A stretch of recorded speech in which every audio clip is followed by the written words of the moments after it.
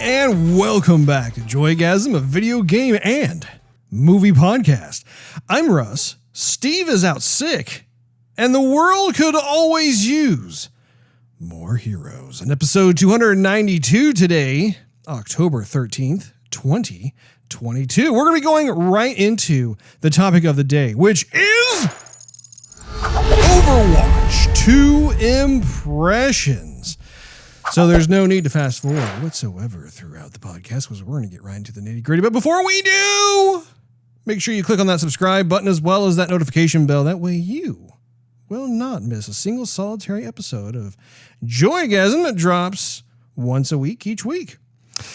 Now, this has been something I've been looking forward to for a very long time. A very long time.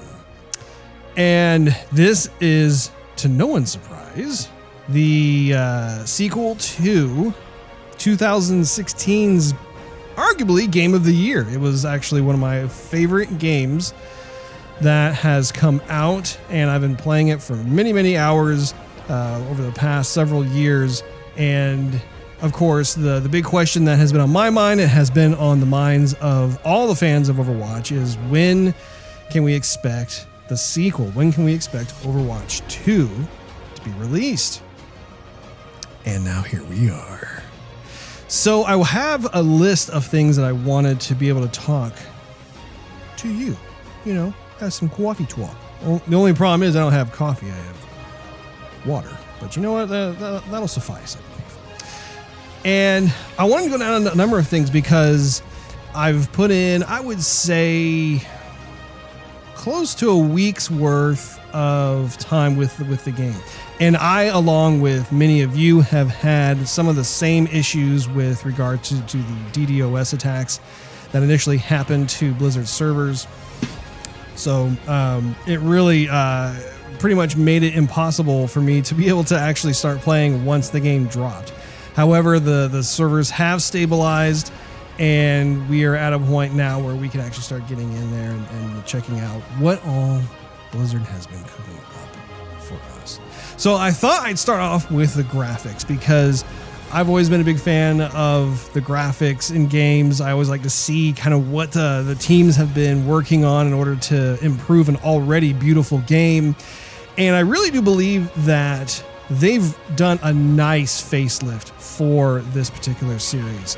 And so I was initially, when I first got into the game, instead of playing right away, I just went to the Heroes Gallery and I wanted to check out what all was there.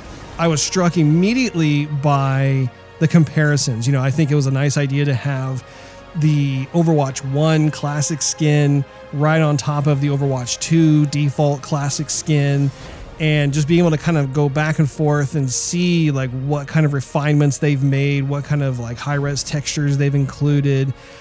If there's one thing about Blizzard that we all know, it's the fact that their level of polish is just they're the king of the hill when it comes to polish. It's amazing like how much TLC they're able to put into their visuals.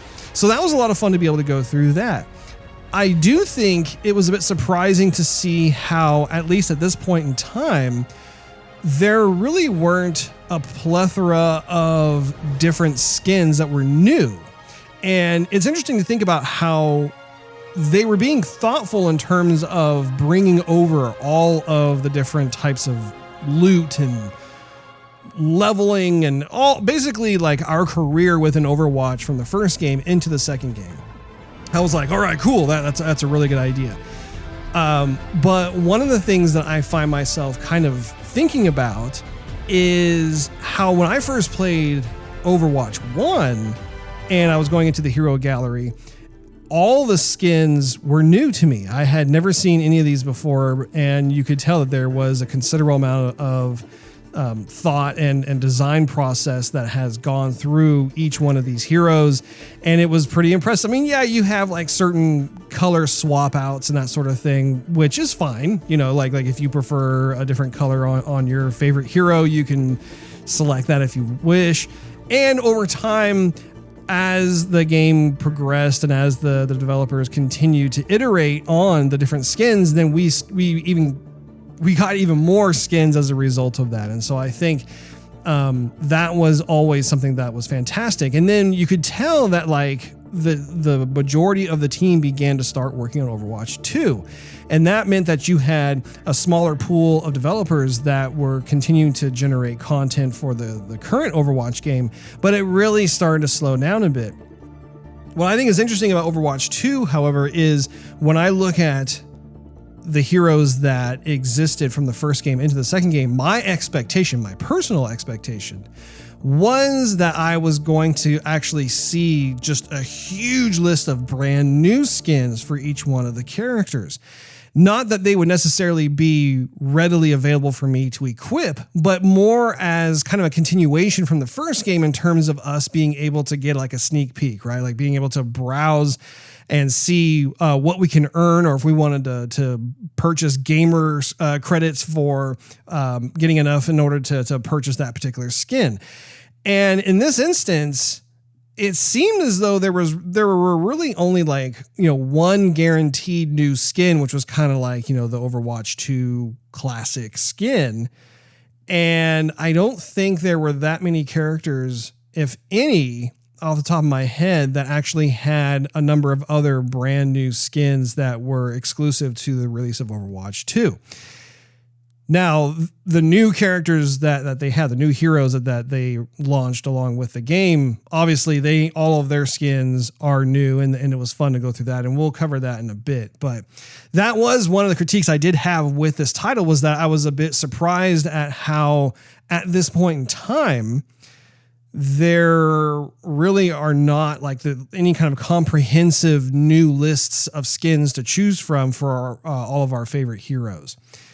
Now, I do think the Battle Pass system, which we'll talk about a bit later, has something to do with that. So I'll return to that later. But just in terms of looking through the hero gallery and then going and playing the game itself, looking at once again, the current roster of maps as well as the new maps, I really found myself enjoying seeing this visual fidelity with everything. I ate it up. And in tandem with the visuals, I gotta sing the praises to the sound team of Blizzard, just because the sound effects in this game were really punched up. Like, you had a lot more meaty sounds, and like, just, I don't know, my sound system, you could tell, was having a field day with all of the different types of upgraded or new types of sound effects that were going on. And I found myself really enjoying that, just cranking that up. And that's actually saying something, just because the first Overwatch game also had a lot of just terrific sound effects. And, you could tell the Foley artists were having a great time with that. The music itself. So, and this is what I believe with the first Overwatch game. The music from the first Overwatch was sublime. It was absolutely fantastic. They really hit the nail on the head in terms of finding a sound that correlates with what being a hero is all about. And it was I don't know, it's crazy to think about, because the game came out in 2016, which was, if my math serves me correctly, that was about 6, almost 7 years ago. And even to this day, I get goosebumps. I get chills when I hear different types of tracks from the Overwatch original soundtrack. Whether I'm playing the game or if I just have it playing in the background on like a YouTube channel that has like the list of tracks from the game itself. They have done an exquisite job with that first title. In the second game, it's interesting because I really dig like kind of the evolution of what they're doing with the music. There are a number of different tracks that are being played that you can tell like they're riffing off of what they already established with the first soundtrack, and then they're wanting to kind of continue on from there.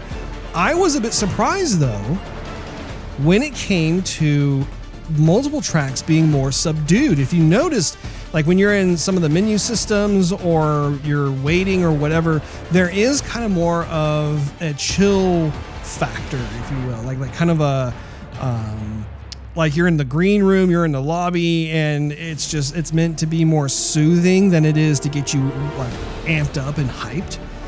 And so that was an interesting choice. I'm curious to see if they continue to add to the music that they already have in Overwatch 2, just simply because while I do like the more mellow, chill subtleties of some of the tracks, I really want to get more of that just over-the-top, crazy, epic hero music that Overwatch has built a reputation on. So it's something that I'm going to keep my eyes peeled about. In terms of the voice acting, there are all kinds of brand new bites that, sound bites and whatnot that you can select and choose and that sort of thing. I did find it interesting, and I'm sure a lot of you had this situation too, where when I was playing the game, I realized that my selections for all the heroes were kind of reset. They went back to being back to like a default status. And so I had to go back through and manually reapply. I think it was not only the voice lines I wanted, but also the stickers, like the different types of sprays, that sort of thing that I wanted. And again, I don't know if that's just a bug that they have to fix and then all of a sudden it'll magically go back to how it was or whatnot. But that was something that I also noticed. I was like, not a huge deal, but I was like, oh, okay, that's kind of weird. But I do love hearing all of the voice lines. I think that is such a treat. And it's great to be able to go through and select these different heroes. And even when you run out the gate, they have all new voice lines. And as someone who I just love voice acting, I love making all kinds of voices and being a goof myself. It's just a rewarding cherry on top. The animation itself. So what's interesting about this is that I found myself really appreciating the hero select screen because you can tell they really wanted to push the envelope in terms of bringing more character to these characters. And in the first Overwatch game, when you got to the hero select screen and you were kind of mousing over or just, kind of highlighting the different heroes before you select them, you'd see a little bit of animation, right? Like maybe they'd kind of turn and look at you or something like that, but that was about it. In this one, you can tell that they put a lot more thought into, okay, how do we ratchet this up from what was already established? And so again, I love animation. I love character. I love how they put all this time and effort into bringing out as much of that as possible. So that way, if you select Junkrat, you are immersed immediately into the persona that is Junkrat versus someone like Widowmaker or Mercy or Reinhardt. It doesn't matter who it is, but that was something that I found myself really loving as well. Now, the game has 3 new heroes added to the roster. What was interesting for me was that psychologically, for some reason, I was expecting an all-new roster, which it doesn't make sense because I know, or I should say I knew, going into this whole game that all of the OG characters would be making their triumphant return. But for some reason, I was expecting there to be just this huge addition to the roster. I have since recalibrated my expectations on that. And so it is nice that there are 3 new heroes to check out and see how they run. And I thought I'd go down each one and give my thoughts on those. First off, we have Sojurn. And what I think is really fun is that her first name is Vivian, which is my daughter's name. So already I have sentimental attachment to this particular hero. But what's interesting about her is I found her to be similar to that of Soldier 76, where she's definitely DPS all the way. And what's interesting about her is she has this really nice feeling assault rifle. I don't know what the technical term is for her weapon. I'm sure they've got some fancy name for it. But I found myself enjoying her abilities where she has kind of that slide ability that none of the other heroes have, which is great when you're in a pinch and you need to take evasive action, or maybe you're just trying to, outmaneuver an opponent as you're in a duel with them and see if you can try and get either the upper hand or just survive, out survive them. So I thought that was great. I really liked, I'm still learning the terminology of these different abilities. So you have to please be patient with me as I kind of broadly describe these different things. But she has this one type of orb ability that she fires out. And apparently I think it kind of does both not necessarily like a full-on stun to enemies, but there's something there where maybe it slows them down or draws them in or something like that. And at the same time, I think it leeches off some of their health. And I can tell you that through playing for hours with this particular ability, it works really nicely in conjunction with all the other types of abilities that this particular hero has. I'm not used to the other part of her weapon where like somehow you can charge up her weapon to fire off these charged bolts or whatever. I'm not familiar. I kind of mistakenly did it. And I couldn't tell you how I went about doing that, but when I was able to figure that out and when I was able to successfully get those charges activated, that also introduced another layer of depth to the hero. So it's just a matter of time for someone like myself to be able to get to grips with that particular hero and see what else can be done. What I did find interesting too is that she, in my opinion, is a bit on the squishy side. And I'm not sure how I feel about that at this point in time. Sometimes I feel like she's a little too squishy, but at the same time playing, I think that perhaps that is part of the balancing of that hero, because if they were to give her more health or shields or whatever, I could see her being more of a problem. So I'll have to continue playing with her and seeing ultimately like how I feel about that. So that's kind of like in the wings. Now the second hero is, I always want to say Kikiro, but that's not correct. It's Kiriko. And she's a healer class. And she's just this adorable hero. I really enjoyed the cinematic actually that Blizzard dropped where it introduced her and showed off a little bit of her story. And moving into this particular game, it was interesting to play her just because she's not a Mercy. She's not a Moira. She comes from the same clan, I believe, as Hanzo and Genji.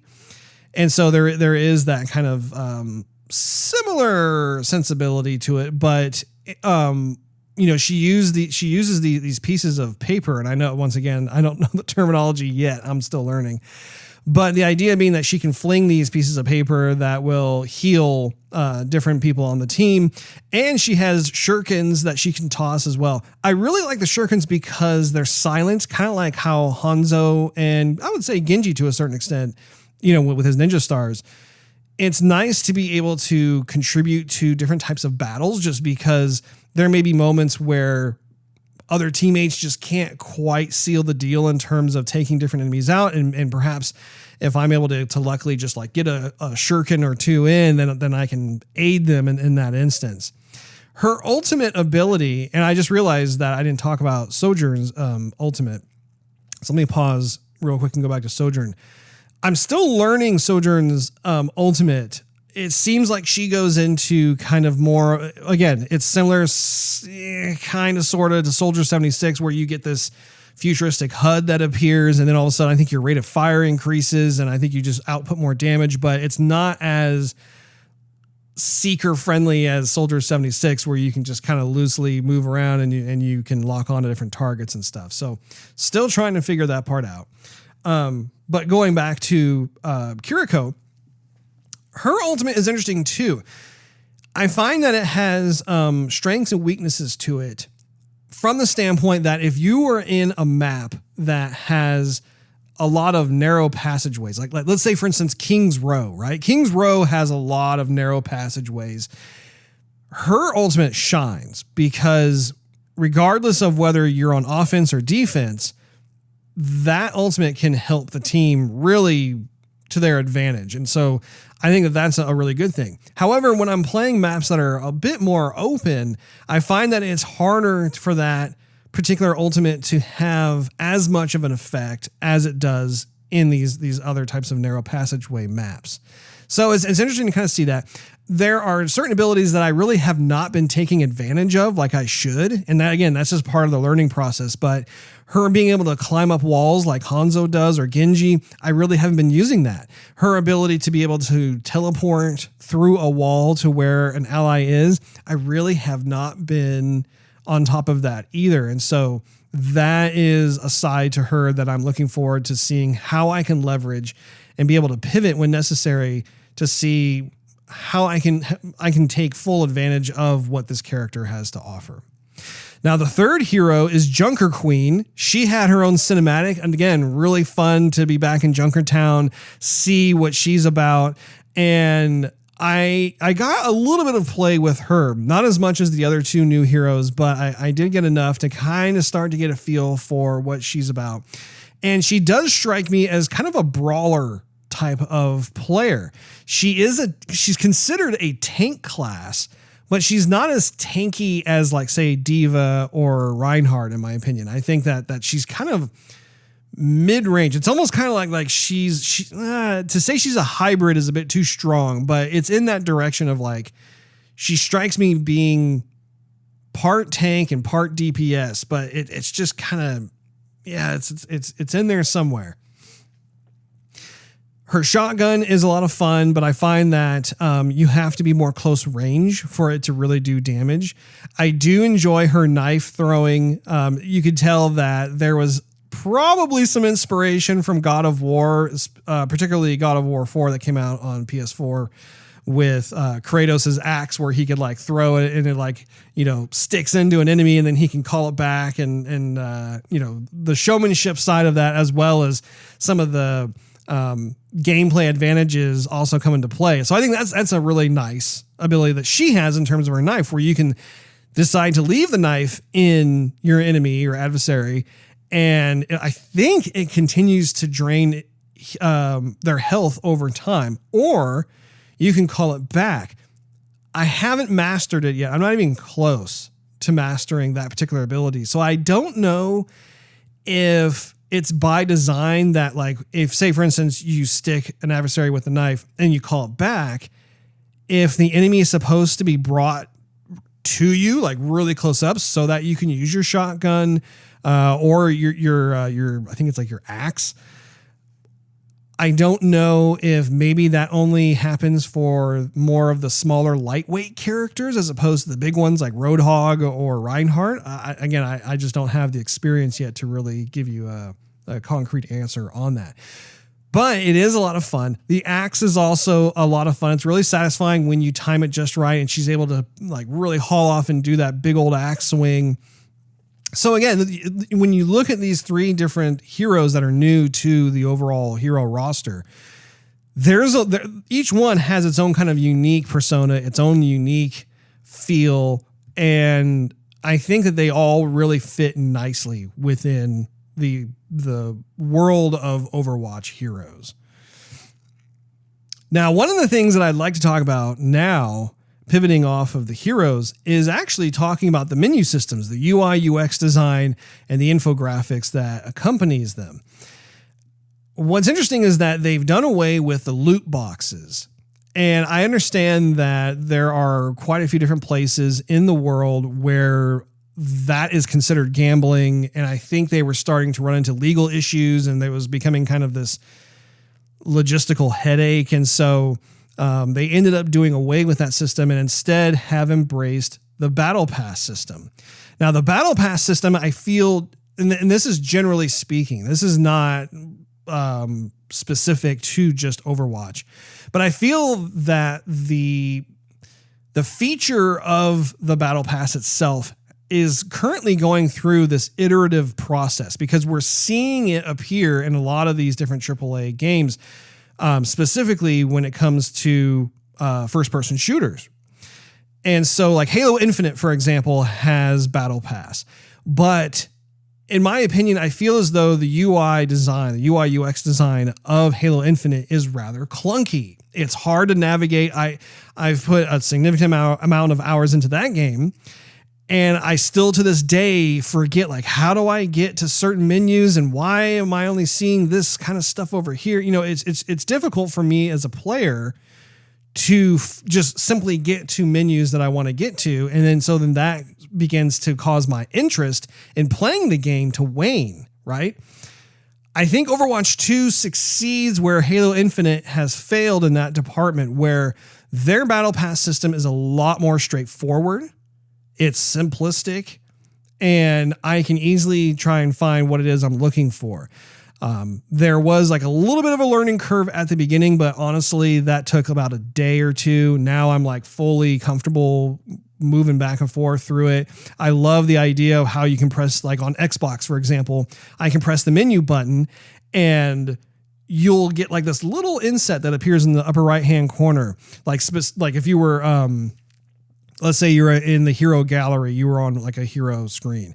You can press that button and then you'll see like all the credits that have come over, have transferred from Overwatch 1, any kind of new credits that you've achieved from Overwatch 2, and then any of like the special like competitive play points and that sort of thing. It's really convenient just to be able to see, just because I think that could also get easily confusing to players when you have this transfer of older credits that still apply to a certain extent, because you can't actually use those toward, I don't think, any of the new items. I think that's only predominantly for all the loot that has transferred over from Overwatch 1.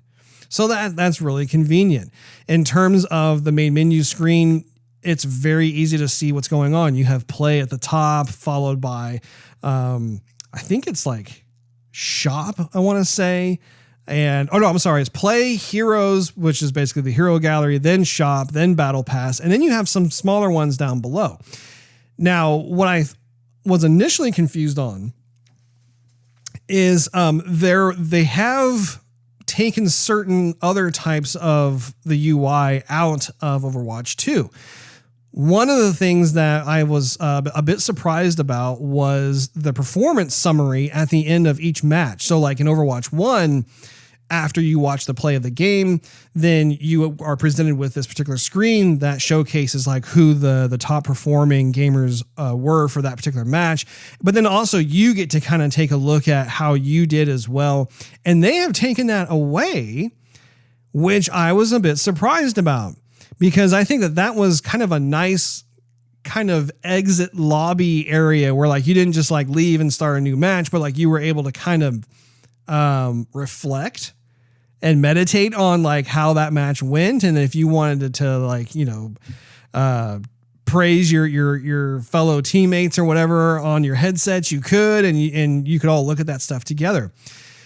Now, the good news is they have a career profile on the main menu screen, which when you go to it, they have, and I don't know if I wrote them all down here. I did. When you go into career profile, you'll notice at the top that they have these different tabbed sections that you can go to. And one is overview, one is stats, one's history, and the other one is customized. And this is where a lot of your comprehensive performance summaries and statistics live, essentially. So now that I know where that is, I can then go. I'm not crazy about like how that has forced me to take extra steps, like extra button presses and having to like try and find where that is. I would prefer it if they were to return to what they had before. We'll have to see like, you know, what they end up doing based on the fan feedback of that. But I can tell you the good news is I love the career profile. I love like having that there. Like if it was up to me, I would keep the career profile as is, just also make a triumphant return with like the post-game summary screen at the end of every match. Just add that back in and keep the career profile. The actual layout is super clean. I really enjoyed being able to look at the updated concept art. I love all the headshots of the heroes. I think that's fantastic. And I'm, as someone who works in UI UX design, I personally appreciate being able to see the hard work of the UI UX team when it comes not only to Overwatch 2, but in any game. You know, I just really geek out on that stuff. Now, another thing that was confusing that I have on my list here is when I was playing the game, I was noticing that the only time I could look at my hero's abilities, you know, is when you're currently on like the hero select screen before the match begins. And I think on Xbox, you press the Y button and that brings up, you know, this other infographic that showcases what each ability is for that particular hero that you have highlighted, and different descriptions of like how to use it, that sort of thing. Once I got into the game, however, I was not able to reference that screen again. And I can't remember if in Overwatch 1, you could do that during gameplay or not. My knee-jerk reaction is to say that you could, but now that Overwatch 1 has essentially been overwritten, there's no way for me to go back. I suppose what I could do, well, yeah, no. I was going to say I could go back through my Twitch playthroughs, but I mean, that's going to take so much time. So, if any of you know for sure, I invite you to write it in the comments down below. But I did, however, find out that once again, going back to the hero gallery screen, there is a section that's in the upper right-hand corner that's called, I believe it's called hero information. So if you just navigate your mouse, you know, you have on the left side, you have like all those tabs that are stacked vertically, like, you know, your skins, your voice lines, so on and so forth.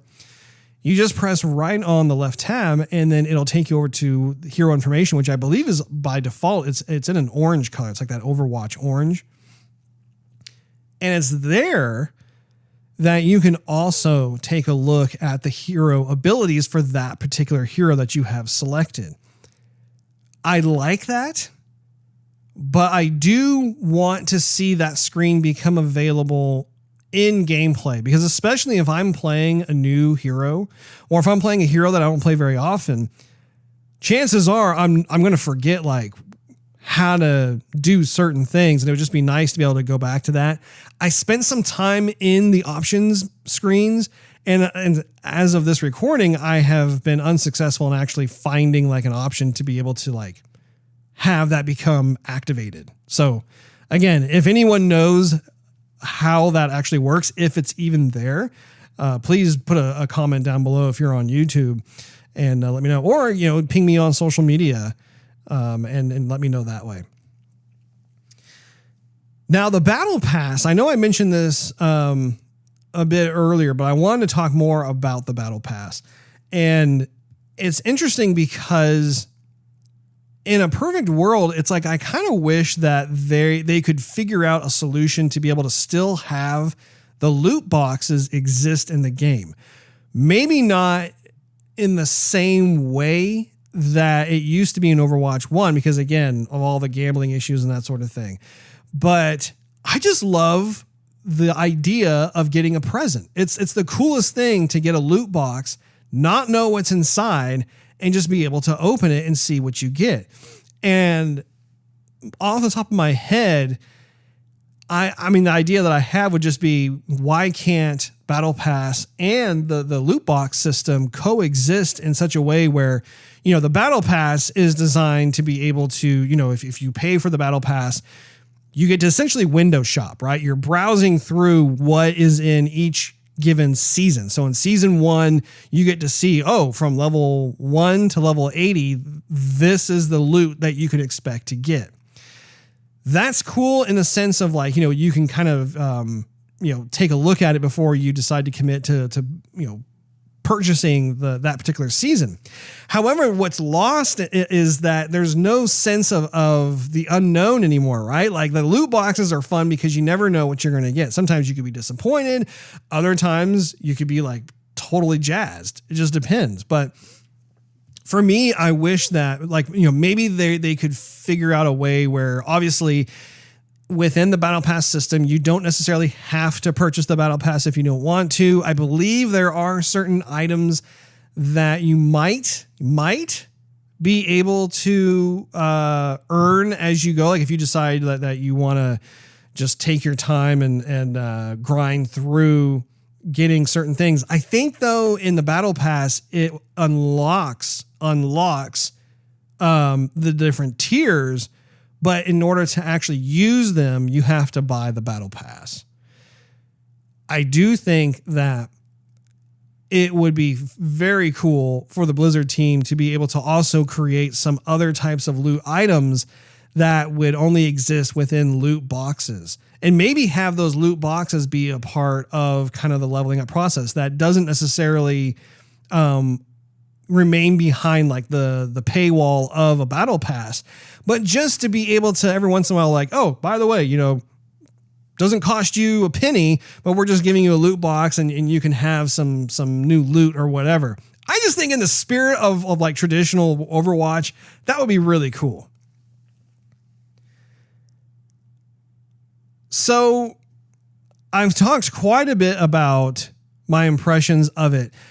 I do want to address one of the issues that I've had. And, the DDoS stuff, honestly, that's to be expected. I've come to realize that with every type of Blizzard release that comes out, there's always like this initial like drama that goes on because there are so many people who are excited to play their latest game. And unfortunately, you have other folks who are always up to nefarious activities and trying to cause headaches and that sort of thing. That is understandable. I do find it a bit odd, and I don't know if this is a bug in the game, but when Steve and I were playing through the quick play, again, we weren't playing competitive, but we were playing quick play. There have been several nights where we were playing where we just lost every single game we played. And it was a bit surprising to us because while we are not, it's not like we're diamond tiered players or whatever, right? I mean, at the same time, we've put hundreds of hours into the first Overwatch and we are competent in our own way. We're not newbies. We play a lot of first person shooters. And in Overwatch 1, I would say on average, we would win at least 50% of the matches that we played with, in some cases winning about 75% of the matches that we played. So what was interesting was that the matches themselves weren't even necessarily competitive from the standpoint of, oh, that was so close. Oh, I can't believe we couldn't quite finish the deal. We couldn't quite get over the finish line. Instead, it was very much the other team was it felt like they were like grabbing me and like wiping my face along the floor like a mop. And there just wasn't any kind of challenge for the other team whatsoever because they were so much better than us. I mean, it was this huge matter of being outclassed.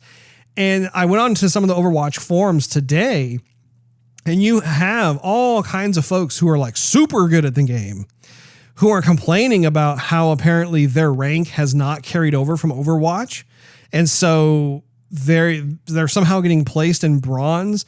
And so I think that may be what's going on, is that for someone like myself, where like if I get placed in bronze, hey, not a big deal. I think I'm like a silver tiered player. But to have people who are like Grandmaster or Diamond or whatever in the bronze category and going through, I mean, it makes perfect sense. It was a beatdown. I'm not going to lie.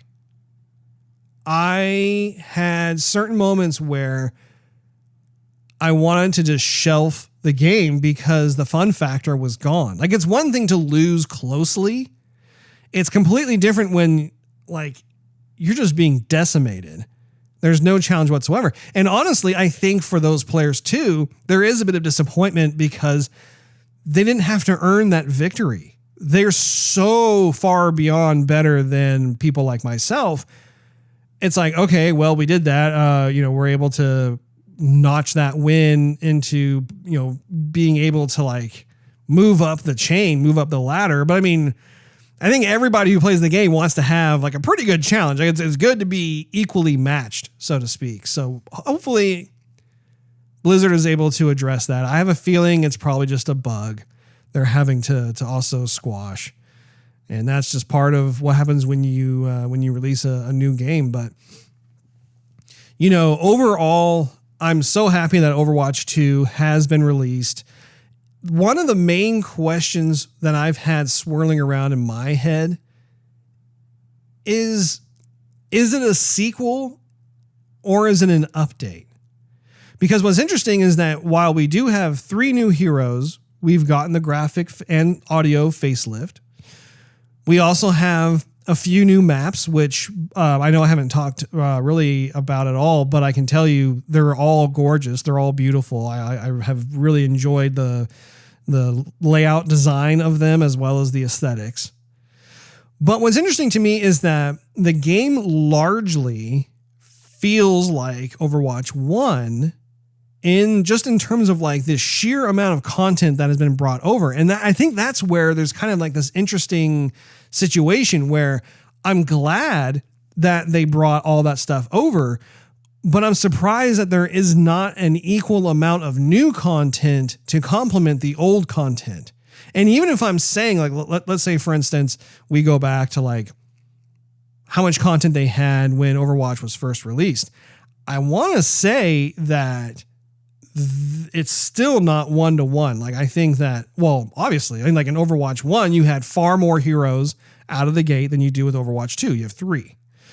I think in Overwatch 1, there were a number of more maps than there are with Overwatch 2. And that is a bit of a head scratcher just because the teams at Blizzard are huge and they've had years to work on this sequel. I do think that part of all of the lawsuits that they've had to deal with and go through, and as a byproduct of that, you have a lot of senior leadership leaving, but you also have mid-level talent leaving as well. I think that there has been this broad shakeup within the studio, and I can't help but wonder if that negatively impacted what was originally scoped out in the Overwatch 2 roadmap. As an outsider, I have no idea, but I do wonder if that played a role in terms of what we're seeing now. However, I'm remaining positive in terms of the outlook of what they're going to present. And I know that they had already come out with this kind of like mini roadmap where they're showing, okay, here's what you can expect as of today when the game comes out, as it applies to the battle pass. You have all these different criteria that they're including. And then they went into season 2, which I think they talked about it being either the end of November or beginning of December is when season 2 kicks off. And they were already talking about, hey, we're going to have a new tank hero that's going to be released for season 2, as well as a number of other things. And I'll if I can find that, I'll put it up on the screen for you so you can check it out. And then they were also talking about, beyond season 1 and season 2, here's what you can expect from us. And so it's very obvious that their commitment to the game is ironclad. Every game they've done in the past, they've really fleshed out. They've provided substantial amount of content. And so it definitely makes me look forward to seeing. I can't wait to see what other new heroes are going to be introduced, as well as celebrating the current roster of heroes. I do hope that someday we're going to be able to look at an Overwatch hero roster that maybe is comprised of like 50 plus heroes. Like if we start getting into like League of Legends territory, but with Overwatch heroes, that would be pretty freaking sweet, in my humble opinion. Well, that wraps up this episode of Joygasm. Thank you so much for hanging out with me. If you enjoyed this episode, I invite you to check out patreon.com/Joygasm, where you can enjoy exclusive perks and early access to the show. Not to mention, it continues financially helping us doing Joygasm. Also, don't forget to click on that subscribe button as well as that notification bell. That way you will not miss a single solitary episode of Joygasm. It drops once a week each week. And while you're at it, you can always do a search for @Joygasm TV on your favorite social media platform of choice. We're on all of them. Last but not least, if you want to see us play Overwatch 2, I invite you to check us out on Joygasm. Well, actually, no, it is Twitch. Yes. So do a search for Joygasm TV on Twitch to see us stream our Overwatch 2 adventures live every Wednesday night at 9:30 p.m. Central Time. We look forward to, by we, I mean myself and the spiritual sibling over here, when he makes his return next week.